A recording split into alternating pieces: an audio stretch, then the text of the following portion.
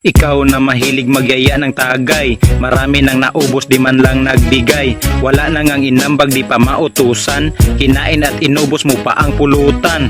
Tanong ko lang bakit ka ganyan, nagtawag ka pa ng iyong kaibigan. Wala kang binigay kahit pisong duling, lagi ka pang nagmaoy pag ikay nalasing.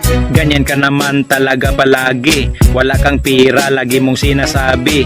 Isang pirasong yelo wala kang pangbili, pero may budget ka para sa babae.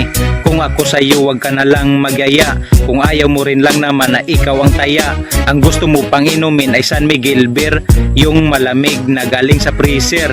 Ayaw mo pa na ikay maging ganer, dahil ang gusto mo lagi ka lang receiver. Nasa inuman pero nagsisilpon, sa videokihan mangagaw ng microphone. Ang payo ko sa inyong mga magtatagay, lagyan mo to ng bitsin hanggang siya'y maglaway.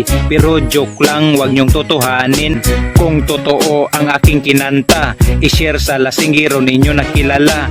Doon sa mga taong mahilig magyaya, na gusto lang ng libre di man lang mahiya. Mga ugali ng lasinggot lasinggera, merong lasing na iiyak habang tumawa. At ang iba palagi nang magdrama, merong hindi susuko pero sumusuka. May malikot at mayroong makulit, kapag magsalita laging paulit-ulit. Merong pag nalasing naghahanap ng gulo, pero kung mapaaway na unang tumakbo.